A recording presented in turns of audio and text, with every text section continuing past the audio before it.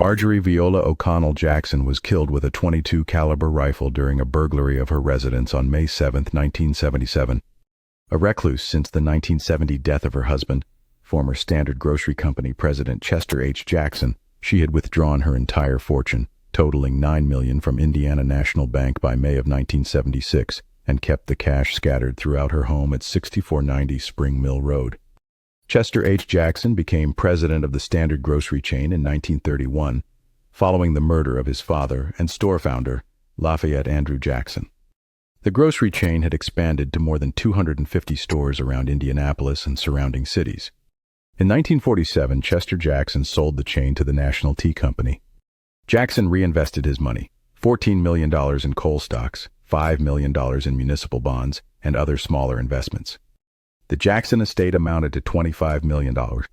Marjorie O'Connell was working at Murphy's Five and Dime store in downtown Indianapolis when she met Chester Jackson.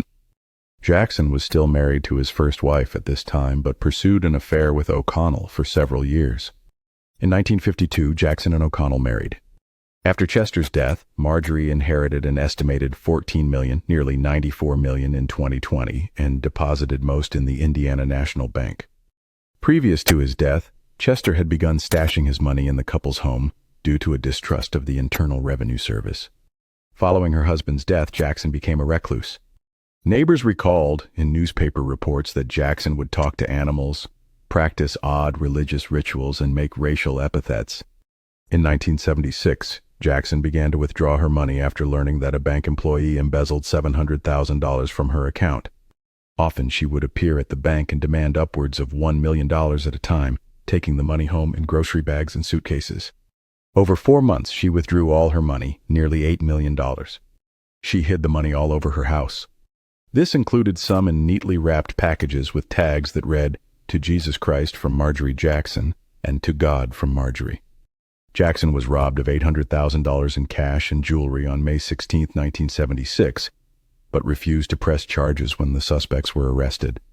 3 men were later prosecuted in connection with this robbery. On May 2, 1977, Howard Willard and Manuel Lee Robinson robbed Jackson of approximately $160,000. They returned 2 days later, apparently surprising and then killing her. The 2 men started a fire which evidently smoldered for some time in an unsuccessful attempt to conceal their crime. Jackson's body was eventually discovered when firemen were summoned. Police found $5 million in cash in the home and eventually recovered several million dollars after the robbery. Within a month, authorities arrested Willard and Marjorie Pollitt, his former wife, in Tempe, Arizona, attempting to buy a motorhome with money from the robbery. Willard was subsequently convicted of Jackson's murder and sentenced to life in prison. Arrested while purchasing a new car with robbery money, Robinson was found not guilty of murder and armed robbery, but convicted of 6 counts in connection with the crime. Pollitt was convicted of conspiracy to transport stolen money interstate and sentenced to 5 years. Much of the money stolen was recovered, but some reports suspect that a large sum of missing money was stolen by an FBI agent who was working the case. The Jackson home remained vacant and neglected for many years, a continual reminder of the tragic death of the eccentric woman who lived there with a fortune in cash.